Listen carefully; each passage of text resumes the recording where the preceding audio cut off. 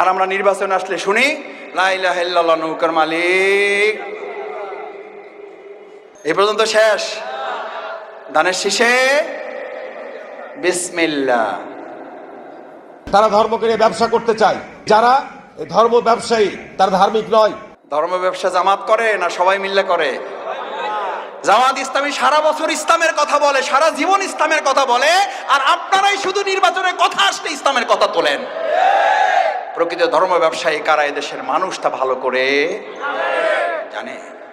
কথা কইলেই তো রাজনীতি। বিসমিল্লাহির রহমানির রহিম, কুনু মা'আস সাদিকিন। আল্লাহু আকবার। আল্লাহ নির্দেশ, নামাজের মতো, রোজার মতো নির্দেশ।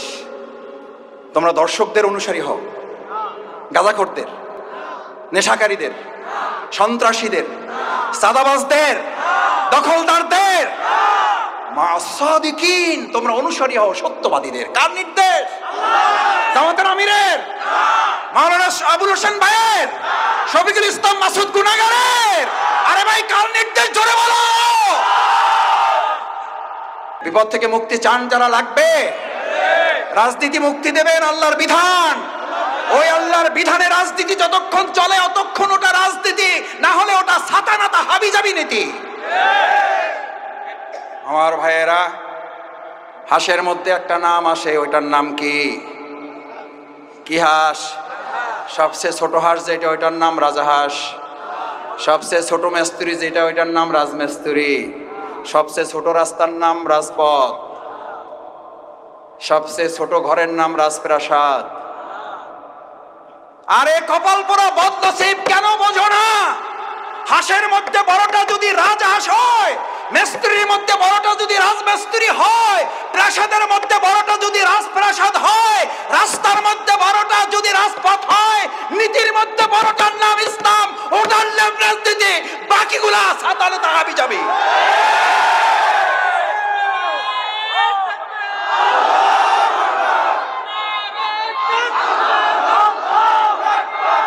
আমরা রাজনীতি করব না।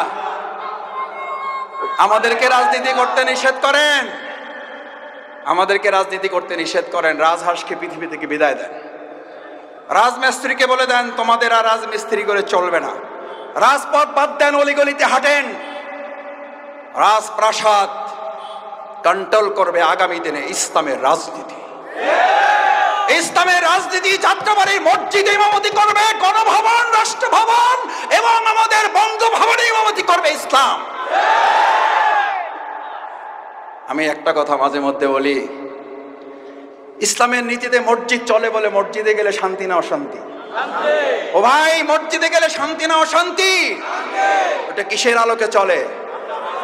ওই আল্লাহর বিধানের আলোকে যদি এই সমাজটাও চলে, তাহলে ওখানে শান্তি না অশান্তি? শান্তি না অশান্তি? আমাদের কপাল পুড়েছে তখন যখন আমরা বলেছি শান্তি চান কি চান না, সবাই বলে শান্তি চাই। এরপর যখন বলে ইসলাম চান কি চান না, কয় ভাই চাই মসজিদে কিন্তু বাইরে না। রাসূল করিম সাল্লাল্লাহু আলাইহি ওয়াসাল্লাম ওই জামানার কাফির মুকরি সে এটা বলতো না? বলতো না? কি বলতো? আগে আন্দাজে বলে দিলেন। বলতো কি বলতো বলেন? বলতো মুহাম্মদ সাল্লাল্লাহু আলাইহি ওয়াসাল্লাম, তুমি মসজিদের ইমামতি লাগবে নেও। বলছে না? বলে নাই?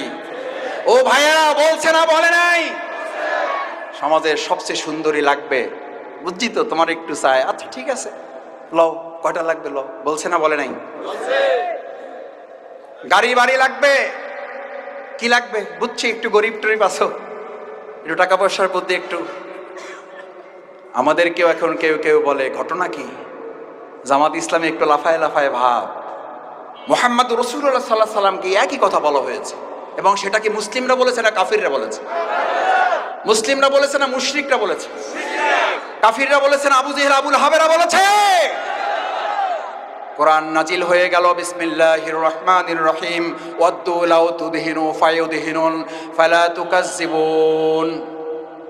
এরা অবশ্যই মিথ্যাবাদী।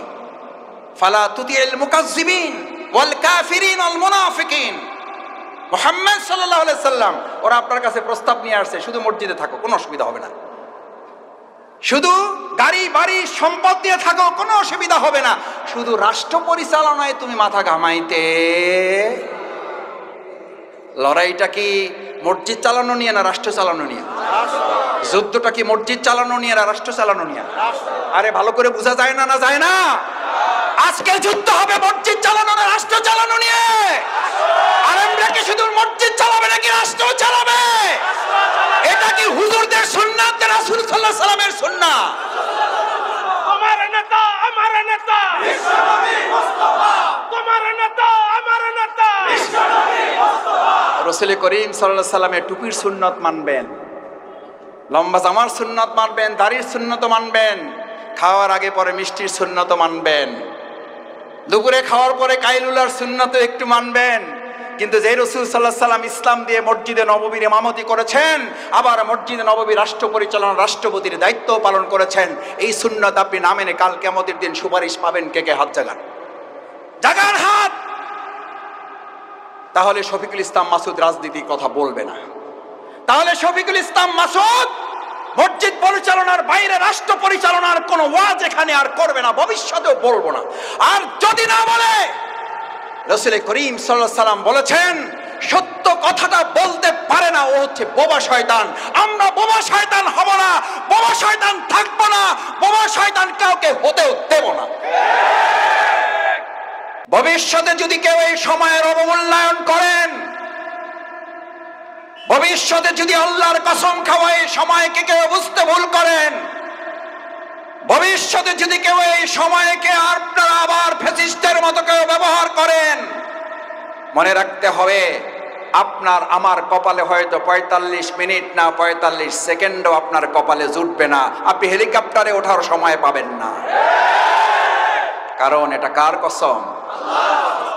না, এটা তো জাতিসংঘ মহাসচিবের কথা বলছি। আচ্ছা, যদি জাতিসংঘ মহাসচিবের কথা না বলি, যদি এটা কোনো প্রধানমন্ত্রী, এটা যদি কোনো রাষ্ট্রপতি, কোনো দলের মন্ত্রী এমপি অথবা দলের কোনো আমির অথবা দলের কোনো সভাপতি চেয়ারম্যান মহাসচিবের কথা না বলি, যদি এটা কোরআনের কথা বলি, তাহলে যদি শফিকুল ইসলাম মাসুদের গা জ্বলে, তাহলে বুঝতে হবে ওই ব্যক্তির সাথে কোরআনের সম্পর্ক নাই, ওই ব্যক্তি কোরআনের বিরুদ্ধে শত্রু, কোরআন সহ্য করতে পারে না, কোরআন বিরোধীদেরকে আল্লাহ সহ্য করেন না।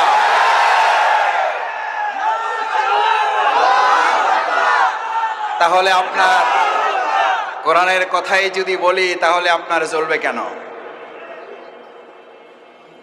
আবার মজার ব্যাপার হচ্ছে, আমরা কোরআনের কথা বললে বলে যে নামাজের কথা বলেন, অসুবিধা নাই।